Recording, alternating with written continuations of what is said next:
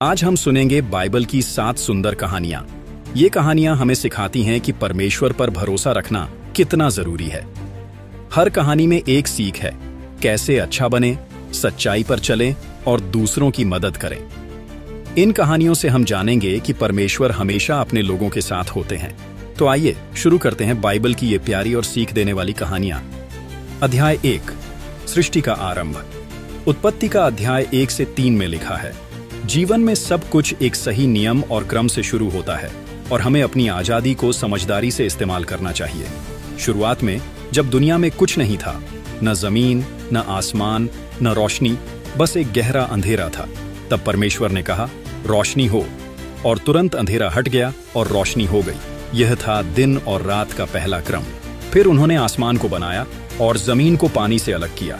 उन्होंने कहा, जमीन पर घास उगे, पेड़ पौधे उगे, और देखते ही देखते सूखी जमीन रंग बिरंगी हरियाली से भर गई। चौथे दिन उन्होंने सूरज, चांद और तारे बनाए ताकि वे दिन और रात को अलग करें और समय को दिखाएं। पांचवें दिन उन्होंने मछलियां और उड़ने वाले पक्षी बनाए, और छठे दिन उन्होंने जमीन के जानवर बनाए, गाय, भेड़, शेर और छोटे मोटे सभी जीव। परमेश्वर ने देखा कि सब कुछ बहुत अच्छा है, एकदम सही है, लेकिन अब कुछ खास बनाना बाकी था। परमेश्वर ने कहा, अब हम इंसान को बनाएंगे। वह हमारी तरह दिखेगा और दुनिया की हर चीज पर ध्यान रखेगा। परमेश्वर ने जमीन की मिट्टी ली और उससे एक आदमी बनाया जिसका नाम आदम रखा। फिर उन्होंने आदम की नाक में अपनी सांस फूंकी और आदम एक जीता जागता इंसान बन गया। परमेश्वर ने आदम के लिए एक सुंदर बगीचा बनाया जिसे अदन का वाटिका कहते थे। यह इतना सुंदर था कि जैसे धरती पर स्वर्ग उतर आया हो। बीच में एक खास पेड़ था जिसका नाम था भले और बुरे ज्ञान का पेड़। परमेश्वर ने आदम से कहा, तुम इस बगीचे के सारे फल खा सकते हो सिवाय एक पेड़ के फल के, यह भले और बुरे ज्ञान का पेड़। अगर तुमने इसका फल खाया तो तुम मर जाओगे। परमेश्वर ने देखा कि आदम अकेला है, तो उन्होंने आदम को गहरी नींद दी और उसकी पसली से एक औरत बनाई जिसका नाम हव्वा रखा। सब कुछ एकदम सही था। फिर एक दिन शैतान एक सांप के रूप में आया। उसने हव्वा से कहा, परमेश्वर ने सच में कहा है कि तुम इस पेड़ का फल नहीं खा सकते। हव्वा ने कहा, नहीं, हम बाकी सब खा सकते हैं, बस इस एक पेड़ का नहीं, वरना हम मर जाएंगे। सांप हंसा और बोला, तुम मरोगे नहीं। परमेश्वर जानते हैं कि जिस दिन तुम यह फल खाओगे तुम उनकी तरह भले और बुरे को जानने लगोगे। हव्वा ने उस फल को देखा, वह कितना सुंदर दिख रहा था और उसे खाने की इच्छा बहुत बढ़ गई। उसने सोचा, इससे मुझे ज्ञान मिलेगा। उसने फल तोड़ा, खाया और आदम को भी खाने के लिए दिया। जैसे ही उन्होंने वह फल खाया, उन्हें अचानक महसूस हुआ कि वे नंगे हैं। उन्हें शर्म आई और उन्होंने अंजीर के पत्तों से अपने लिए कपड़े बनाए। शाम को जब परमेश्वर बगीचे में आए तो आदम और हव्वा पत्तों के पीछे छिप गए। परमेश्वर ने पूछा, आदम, तुम कहाँ हो? आदम ने डरते हुए कहा, मैं छिप गया क्योंकि मैं नंगा था। परमेश्वर ने पूछा, क्या तुमने उस पेड़ का फल खाया जिसे मैंने मना किया था? आदम ने कहा, हाँ प्रभु, इस औरत ने मुझे दिया। हव्वा ने कहा, इस सांप ने मुझे बहकाया। परमेश्वर बहुत दुखी हुए। यह फल खाना सिर्फ एक फल खाना नहीं था, बल्कि यह परमेश्वर पर भरोसा न करने और उनके बनाए गए नियम को तोड़ने जैसा था। परमेश्वर ने उन्हें अदन के बगीचे से बाहर निकाल दिया। सृष्टि की कहानी हमें सिखाती है कि परमेश्वर ने हर चीज को एक सुंदर क्रम में बनाया है, लेकिन उन्होंने हमें आजादी भी दी है। जब हम अपनी आजादी का इस्तेमाल उस क्रम को तोड़ने में करते हैं तो उसका निश्चित परिणाम होता है, जिसे हम दुख या परेशानी कहते हैं। अध्याय 2, कैन और हाबिल की कहानी। जलन से भरा हुआ गुस्सा हमें अंधा कर देता है। हमें अपने मन की बुरी भावनाओं को संभालना सीखना चाहिए। अदन के बगीचे से बाहर निकलने के बाद आदम और हव्वा के 2 बेटे हुए। बड़े का नाम कैन था, जो किसान बना और जमीन में खेती करता था। छोटे का नाम हाबिल था, जो चरवाहा बना और भेड़ बकरियां पालता था। एक दिन दोनों ने परमेश्वर को अपनी तरफ से कुछ भेंट चढ़ाने का सोचा। कैन ने अपनी जमीन पर उगी हुई चीजें, अनाज और फल परमेश्वर के सामने रखे। हाबिल ने अपनी भेड़ों के झुंड से सबसे अच्छी भेड़ का पहला बच्चा लिया और उसे परमेश्वर को भेंट किया। परमेश्वर ने हाबिल की भेंट को प्यार से देखा और उसे स्वीकार किया, लेकिन कैन की भेंट पर उन्होंने ध्यान नहीं दिया। कैन को यह देखकर बहुत बुरा लगा। उसका चेहरा उतर गया और वह गुस्से से भर गया। उसे लगा, मेरी भेंट क्यों नहीं? क्या मैं हाबिल से कम हूं? परमेश्वर ने कैन के मन की बात जान ली। उन्होंने कैन से बात की और प्यार से समझाया, तुम इतना गुस्सा क्यों कर रहे हो और तुम्हारा चेहरा क्यों उतरा हुआ है?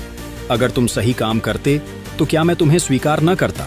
लेकिन देखो, पाप तुम्हारे दरवाजे पर घात लगाकर बैठा है। यह तुम्हें अपना गुलाम बनाना चाहता है, पर तुम्हें इसे हराकर मालिक बनना होगा। लेकिन कैन ने परमेश्वर की बात नहीं सुनी। उसने अपनी जलन को अपने दिल में बढ़ने दिया।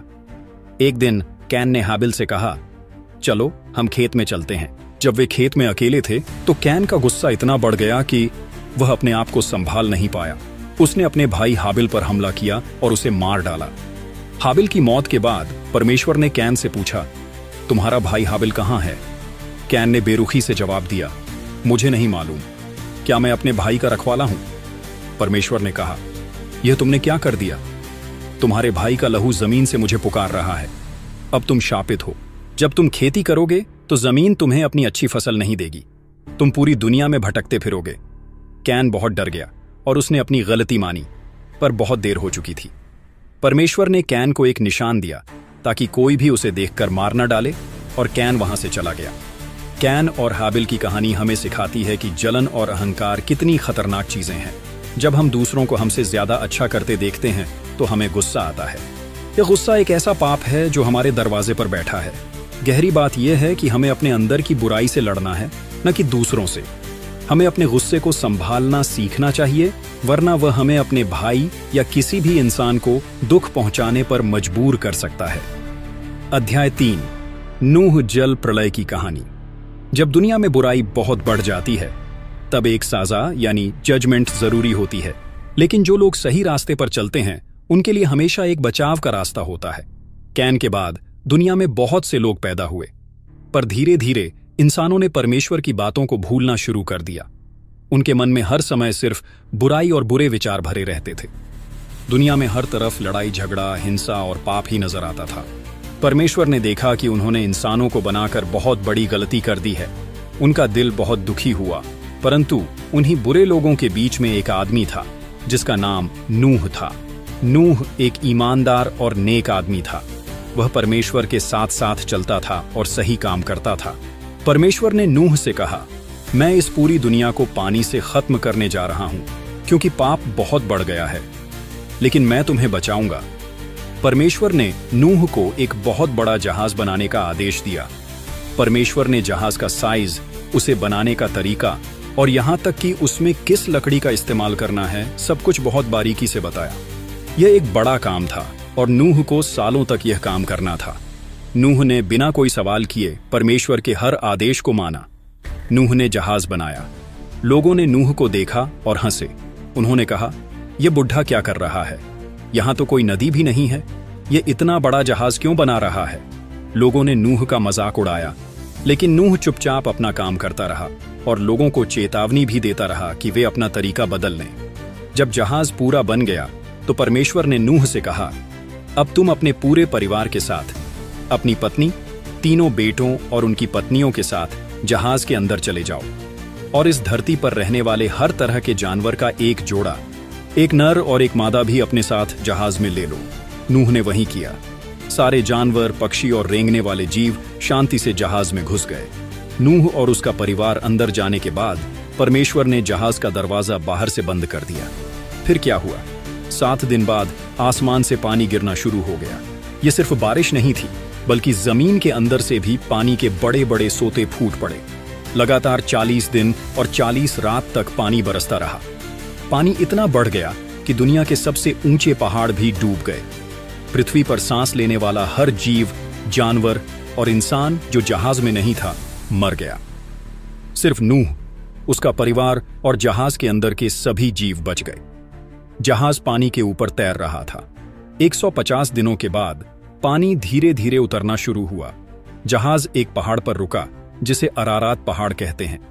नूह ने एक पक्षी कौवा को बाहर भेजा, पर वह वापस आ गया। फिर उसने एक कबूतर को भेजा। कबूतर भी पहले वापस आया। फिर नूह ने उसे तीसरी बार भेजा और इस बार वह एक ताजी जैतून की पत्ती अपनी चोंच में लेकर वापस आया। नूह समझ गया कि अब जमीन सूख गई है। परमेश्वर के आदेश से नूह का परिवार और सभी जीव जहाज से बाहर निकले। वे एक नई और साफ दुनिया में आ गए थे। नूह ने बाहर आकर सबसे पहले परमेश्वर के लिए एक वेदी बनाई और उनकी धन्यवाद भेंट चढ़ाई। परमेश्वर ने नूह और उसके परिवार को आशीर्वाद दिया और उनसे एक वादा किया। परमेश्वर ने कहा, मैं फिर कभी पूरी दुनिया को पानी से नष्ट नहीं करूंगा। और इस वादे का निशान दिखाने के लिए परमेश्वर ने आसमान में एक इंद्रधनुष बनाया। अध्याय 4, बाबुल का मीनार की कहानी। अहंकार हमें परमेश्वर से दूर ले जाता है और जब हम अपनी इच्छाओं को परमेश्वर से ऊपर रखते हैं तो हमारा काम पूरा नहीं हो पाता। नूह के जल प्रलय के बाद इंसानों की संख्या फिर से बढ़ने लगी। सब लोग एक ही जगह पर रहते थे और उनकी भाषा भी एक ही थी। इससे उनके बीच बहुत एकता थी। एक दिन उन लोगों ने एक योजना बनाई। उन्होंने कहा, चलो हम अपने लिए एक बड़ा शहर बनाते हैं और उस शहर में एक ऐसी ऊंची मीनार बनाते हैं जो आसमान को छू लेगी। हम यह इसलिए करेंगे ताकि हम मशहूर हो जाएं और फिर दुनिया में कहीं भी बिखरे नहीं। ये बात सुनने में तो अच्छी लगती थी, लेकिन उनका असली इरादा था घमंड। वे इतने ऊंचे जाना चाहते थे कि वे परमेश्वर के पास पहुंच जाएं और उन्हें परमेश्वर की जरूरत महसूस न हो। वे अपने बल पर अपना नाम बनाना चाहते थे। उन्होंने बहुत मेहनत की। उन्होंने ईंटें बनाई और उन्हें पक्का किया और फिर उन्होंने आसमान छूने वाली मीनार का निर्माण शुरू कर दिया, जिसे बाद में बाबुल का मीनार कहा गया। जब परमेश्वर ने देखा कि इंसान किस इरादे से यह काम कर रहे हैं तो उन्हें अच्छा नहीं लगा। परमेश्वर ने दूतों से कहा, देखो ये सब एक ही हैं और इनकी भाषा भी एक ही है। अगर ये ऐसा करना शुरू कर देंगे तो ये जो भी करना चाहेंगे उसमें इन्हें कोई नहीं रोक पाएगा। अब हमें नीचे जाना होगा और इनकी भाषाओं को गड़बड़ा देना होगा ताकि वे एक दूसरे की बात समझ न सके। परमेश्वर ने ऐसा ही किया। अचानक लोग एक दूसरे से बात कर रहे थे, लेकिन कोई किसी की भाषा नहीं समझ पा रहा था। जो लोग ईंट मांग रहे थे उन्हें पानी मिल रहा था। जो कारीगरों को बुला रहे थे वे चिल्ला रहे थे, पर आवाज समझ नहीं आ रही थी। अब वे मिलकर काम नहीं कर पाए। उनकी एकता टूट गई। वे मीनार को अधूरा छोड़कर अलग अलग दिशाओं में अलग अलग भाषाओं के साथ पूरी दुनिया में बिखर गए। बाबुल के मीनार की कहानी हमें सिखाती है कि अहंकार सबसे बड़ी दीवार है जो हमें परमेश्वर से अलग करती है। जब हम अपनी ताकत या अपनी मेहनत पर इतना घमंड करते हैं कि हमें लगता है कि हम परमेश्वर के बिना भी सब कुछ कर सकते हैं, तो हमारा काम अधूरा रह जाता है। सच्ची एकता तब आती है जब हम परमेश्वर की योजना के अनुसार काम करते हैं, न कि अपने घमंड के लिए। अध्याय 5, अब्राहम का बुलावा। विश्वास का मतलब है यह जाने बिना कि आगे क्या है, परमेश्वर की आवाज पर चलना शुरू कर देना। नूह के कई पीढ़ियों के बाद मेसोपोटामिया नाम की जगह पर ऊर शहर में अब्राम नाम का एक आदमी रहता था। अब्राम और उसकी पत्नी साराई बूढ़े हो चुके थे और उनके कोई बच्चा नहीं था। एक दिन अब्राम जब अपने घर में थे तब परमेश्वर ने उनसे बात की।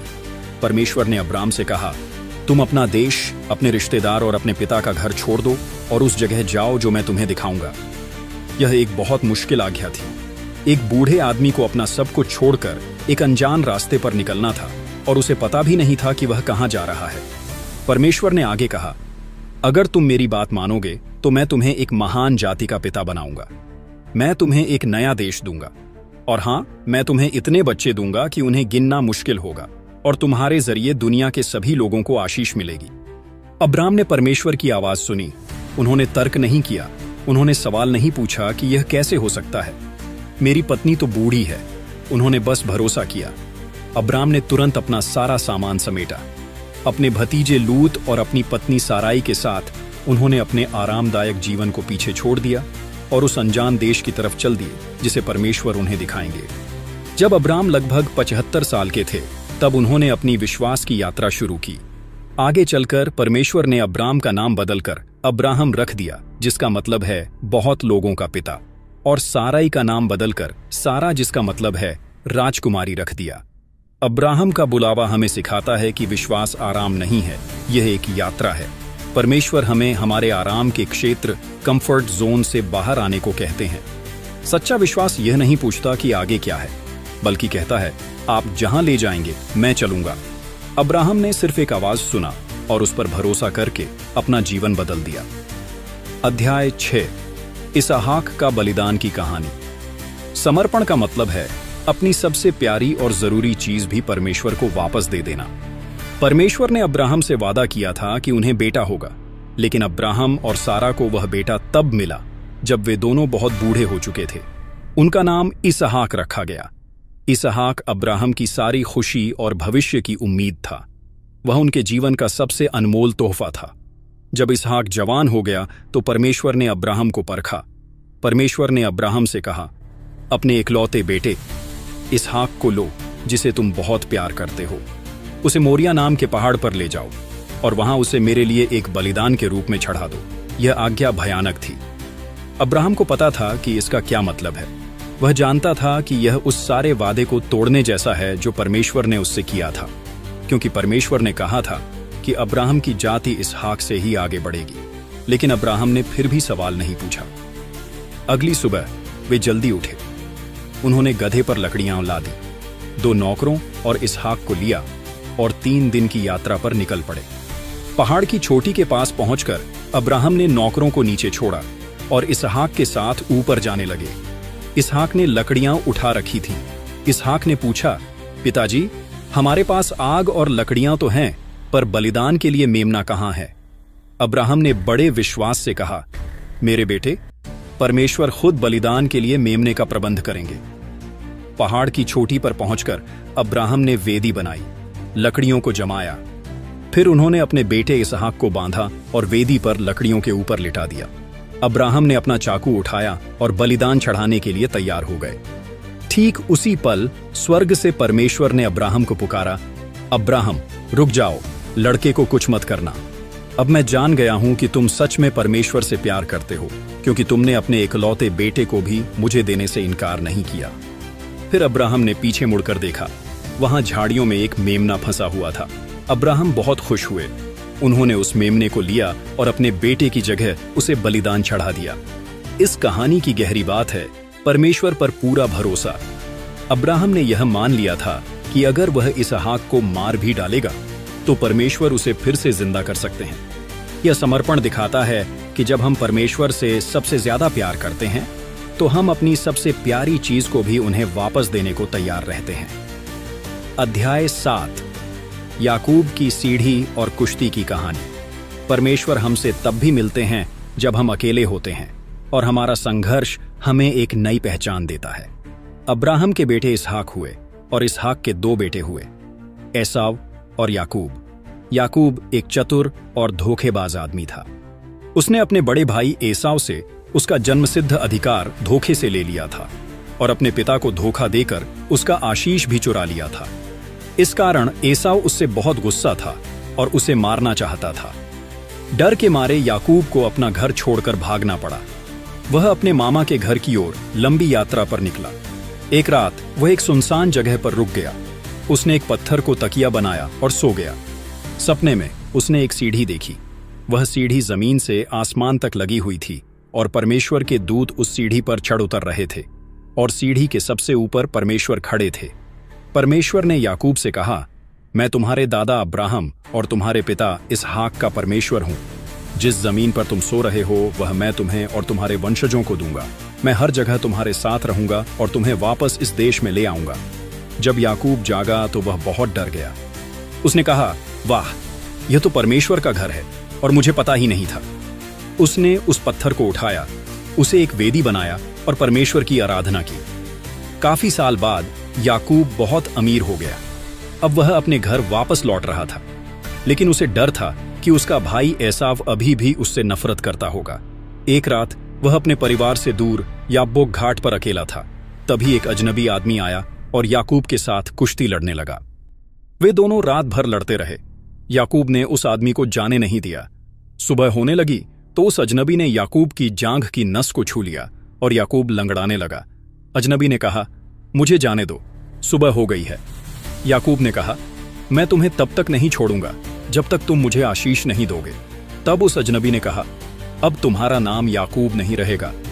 याकूब का मतलब था धोखेबाज आदमी, बल्कि तुम्हारा नाम इज़राइल, जिसका मतलब है परमेश्वर के साथ संघर्ष करने वाला होगा, क्योंकि तुमने परमेश्वर और मनुष्यों के साथ संघर्ष किया और जीत गए हो। याकूब समझ गया कि वह अजनबी असल में परमेश्वर थे। उस रात की कुश्ती ने उसके जीवन को बदल दिया। वह डरपोक धोखेबाज अब एक आशीष पाया हुआ योद्धा बन चुका था। याकूब की सीढ़ी हमें सिखाती है कि परमेश्वर हमारे अकेले और कमजोर पलों में भी हमारे पास होते हैं। कुश्ती की कहानी सिखाती है कि हमारे संघर्ष व्यर्थ नहीं होते। जब हम ईमानदारी से लड़ते हैं और परमेश्वर को जाने नहीं देते तो वे हमें नई पहचान और आशीष देते हैं। अगर आपको ये कहानियां पसंद आई तो वीडियो को लाइक करें, अपने दोस्तों के साथ शेयर करें और चैनल को सब्सक्राइब करना न भूलें ताकि अगली बाइबल कहानियां और शिक्षाएं आप तक सबसे पहले पहुंचें।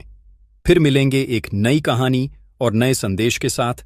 धन्यवाद और परमेश्वर आपका भला करे।